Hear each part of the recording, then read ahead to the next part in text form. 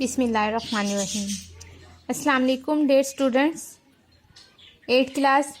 آج ہم نے لیسن نمبر 2 پڑھنا ہے۔ پیج نمبر 7 پہ آئیں، ہمارا لیسن ہے نعت۔ تو نعت کسے کہتے ہیں؟ ایسی نظم جس میں حضرت محمد صلی اللہ علیہ وسلم کی تعریف بیان کی جائے نعت کہلاتی ہے۔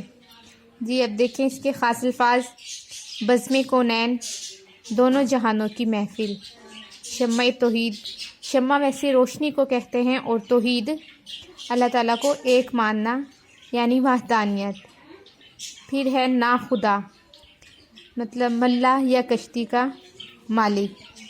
پھر ہے چشم بیدار، چشم آنکھ کو کہتے ہیں، اور بیدار جاگنا یعنی جاگنے والی آنکھ۔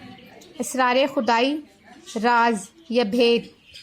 امٹنا، جوش میں آنا، راہ دکھانا، راستہ دکھانا۔ قافلے، مسافروں یا تاجروں کا گروہ۔ پھر ہے پار لگانا، مطلب منزل تک پہنچانا۔ اب دیکھیں لیسن۔ بزم کونین سجانے کے لیے آپ صلی اللہ علیہ وسلم آئے، شمع توحید جلانے کے لیے آپ آئے۔ تو تشریح دیکھیں اس کی۔ شاعر نبی کریم صلی اللہ علیہ وسلم کی تعریف کرتے ہوئے کہتا ہے کہ آپ صلی اللہ علیہ وسلم کی آمد ہمارے لیے بڑی خوشی کی بات ہے۔ آپ صلی اللہ علیہ وسلم کے آنے کا مقصد دنیا اور آخرت کی رونقوں کو بحال کرنا ہے، یعنی آپ دونوں جہانوں کی محفل کو سجانے کے لیے تشریف لائے۔ آپ نے لوگوں کو صرف ایک خدا کی عبادت کرنے کا درس دیا ہے جو سچا اور ہمیشہ رہنے والا ہے۔ شاعر کہتا ہے کہ آپ صلی اللہ علیہ وسلم نے لوگوں کو یہ پیغام دیا کہ اس کائنات کا نظام صرف اللہ تعالیٰ ہی چلا رہا ہے، اس کا کوئی شریک نہیں ہے۔ ٹھیک ہے، اگلا شعر دیکھیں۔ ایک پیغام جو ہر دل میں اجالا کر دے، ساری دنیا کو سنانے کے لیے آپ آئے۔ تو اس شعر میں شاعر کہتا ہے کہ رسول پاک صلی اللہ علیہ وسلم کی تشریف آوری کا مقصد لوگوں کو گمراہی سے بچانا تھا۔ ٹھیک ہے، ان کو سیدھے راستے پر چلانا اور ان کو اندھیروں سے نکال کر اجالوں کی طرف لانا تھا، یعنی ان سب باتوں کی آپ صلی اللہ علیہ وسلم نے بھرپور دعوت دی۔ اللہ تعالیٰ کا وہ پیغام جو دلوں کو منور کر دے، اسے آپ نے آ کر لوگوں کو سنایا، اور آپ کی تشریف آوری کا مقصد یہی تھا کہ آپ اللہ تعالیٰ کا پیغام جو ہے لوگوں تک پہنچائیں تاکہ وہ گمراہی سے نکل کر ہدایت کی طرف آ جائیں۔ اگلا شعر ہے: ایک مدت سے بھٹکتے ہوئے انسانوں کو ایک مرکز پہ بلانے کے لیے آپ آئے۔ تو اس شعر میں شاعر نبی کریم صلی اللہ علیہ وسلم کی آمد سے قبل، یعنی جو انسان آپ صلی اللہ علیہ وسلم کے آنے سے پہلے گمراہ تھے، وہ اپنا راستہ بھول چکے تھے، یعنی کوئی بتوں کو پوج رہا تھا، اور کوئی ستاروں کو، کوئی چاند ستاروں کو، کسی نے سورج کو اپنا رب بنایا ہوا تھا۔ تو آپ صلی اللہ علیہ وسلم نے آ کر ان کو شرک سے پاک کرنے کے لیے، شرک سے دور کرنے کے لیے اللہ تعالیٰ کی طرف بلایا، اور ان کو ایک مرکز کی دعوت دی جو سب کے لیے دنیا اور آخرت میں نجات کا باعث ہے۔ یعنی آپ صلی اللہ علیہ وسلم بھٹکے ہوئے انسانوں کو ایک اللہ کی عبادت کرنے کی دعوت دینے کے لیے تشریف لائے۔ پھر ہے نا خدا بن کے امٹتے ہوئے طوفانوں میں کشتیاں پار لگانے کے لیے آپ آئے۔ تو اس شعر میں شاعر کہتا ہے کہ رسول پاک صلی اللہ علیہ وسلم کی آمد سے قبل دنیا میں جہالت چھائی ہوئی تھی، لوگ شرک اور دوسری قسم کی برائیوں میں گھرے ہوئے تھے، وہ گمراہی کے طوفانوں میں پھنسے ہوئے تھے، ان کی گمراہی سے نکلنے کا کوئی راستہ نظر نہیں آ رہا تھا، کوئی ملا نہیں تھا جو گمراہی کے راستے سے انہیں نکال سکتا۔ پھر آپ صلی اللہ علیہ وسلم ایسے حالات میں آپ صلی اللہ علیہ وسلم کی تشریف آوری ان کے لیے جو ہے رحمت کا باعث بنی، اور آپ صلی اللہ علیہ وسلم نے انہیں گمراہی کے طوفان سے نکال کر ہدایت کی طرف لے آنے کے لیے اقدامات کیے۔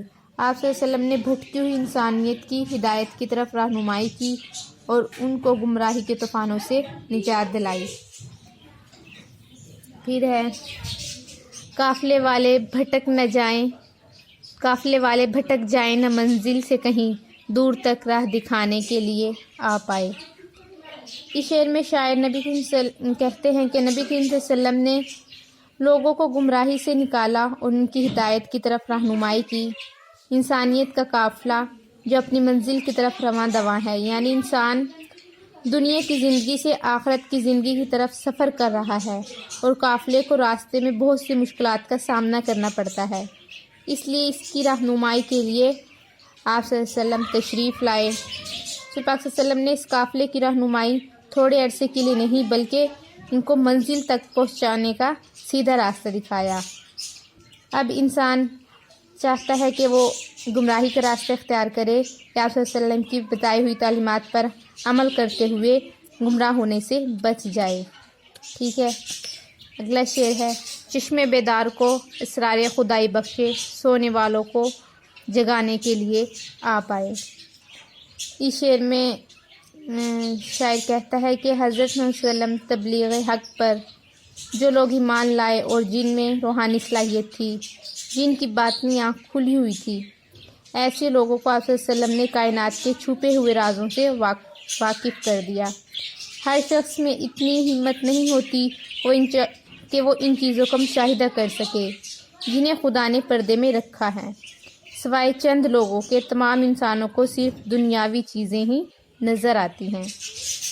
تو آپ صلی اللہ علیہ وسلم جو ہے ان کے لیے ایک چشم بیدار ثابت ہوئے، انہوں نے آ کر بتایا کہ کس طرح آپ صلی اللہ علیہ وسلم بتایا کہ ان کا معبود یعنی ان کا ایک اللہ ہے، اور آپ صلی اللہ علیہ وسلم نے لوگوں کو سیدھا راستہ دکھایا، اور جن کی باطنی آنکھ روشن تھی انہیں خدا کی نشانیوں سے بہرہ کروایا۔ اس طرح خواب غفلت میں سوئے ہوئے لوگوں کو حق کی صبح روشن سے روشناس کرایا۔ ٹھیک ہے، ایکسرسائز دیکھیں، سوالوں کی جواب ہیں۔ سب سے پہلے شمع توحید جلانے سے شاعر کی کیا مراد ہے؟ تو شمع توحید جلانے سے شاعر کی مراد ہے کہ دنیا میں آ کر ایک خدا کی عبادت کی دعوت دی، اللہ تعالیٰ کی وحدانیت کو اجاگر کیا اور بتایا کہ ساری کائنات کا خالق و مالک ایک اللہ ہے، وہ اکیلا ہے اور ہمیشہ رہے گا۔ پھر اگلا کوشچن دیکھیں، نبی کریم صلی اللہ علیہ وسلم کون سا پیغام سنانے کے لیے آئے؟ تو کون سا پیغام سنانے کے لیے آپ صلی اللہ علیہ وسلم تشریف لائے تھے؟ نبی کریم صلی اللہ علیہ وسلم دین اسلام کا پیغام لے کر آئے، اسی میں تمام انسانوں کی بھلائی اور کامیابی ہے۔ پھر ہے حضرت محمد صلی اللہ علیہ وسلم کون سی بزم سجانے کے لیے تشریف لائے؟ تو اس کا آنسر ہے حضرت محمد صلی اللہ علیہ وسلم بزم کونین یعنی دنیا اور آخرت دونوں جہانوں کی بزم سجانے کے لیے تشریف لائے۔ پھر ہے آخری شعر میں سونے والوں کو جگانے کے الفاظ استعمال ہوئے ہیں، بتائیں کہ ان کا کیا مطلب ہے؟ تو ان کا مطلب یہی ہے کہ جو لوگ خواب غفلت یعنی گمراہی میں ڈوبے ہوئے تھے، گمراہی کی طرف وہ تھے، تو آپ صلی اللہ علیہ وسلم نے آ کر ان کو جگایا، گمراہی سے نکال کر ہدایت کی طرف ان کی رہنمائی کی۔ ٹھیک ہے، آگے دیکھیں، درج الفاظ کی جمع لکھیں۔ تو پہلا لفظ ہے کشتی، اس کی جمع ہے کشتیاں۔ پھر ہے منزل، اس کی جمع ہے منازل۔ طوفان، طوفانوں۔ قافلہ، قافلے۔ مرکز، مراکز۔ پھر ہے درج الفاظ کو اپنے جملوں میں استعمال کریں۔ تو سب سے پہلا لفظ ہے توحید۔ توحید کا مطلب کیا ہے؟ اللہ تعالیٰ کو ایک ماننا، وحدانیت۔ ٹھیک ہے، اس کا جملہ دیکھیں اب، حضرت محمد صلی اللہ علیہ وسلم نے لوگوں کو توحید کی دعوت دی۔ ٹھیک ہے، پھر ہے لفظ قافلہ، اس کا مطلب ہے کہ بہت زیادہ لوگ، تاجروں کا یا مسافروں کا گروہ۔ ٹھیک ہے، تو اس کا جملہ دیکھیں آپ، قافلہ اپنی منزل کی جانب رواں دواں ہے۔ پھر ہے پیغام، حضرت محمد صلی اللہ علیہ وسلم نے اللہ تعالیٰ کا پیغام لوگوں تک پہنچایا۔ پھر ہے مدت،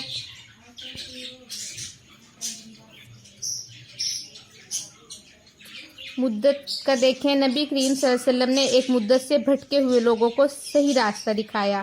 پھر ہے منزل، حضرت محمد صلی اللہ علیہ وسلم نے انسانیت کے قافلے کی منزل تک پہنچنے کے لیے رہنمائی کی۔ پھر ہے درج الفاظ کے مذکر اور مؤنث الگ الگ کریں، تو سب سے پہلے دیکھیں کہ جو اس میں مذکر الفاظ ہیں وہ ہے پیغام، مرکز، قافلہ، اور جو مؤنث ہیں شمع، بزم، منزل۔ ٹھیک ہے، اوکے اسٹوڈنٹس، کل انشاءاللہ ہم اپنا نیکسٹ چیپٹر سٹارٹ کریں گے۔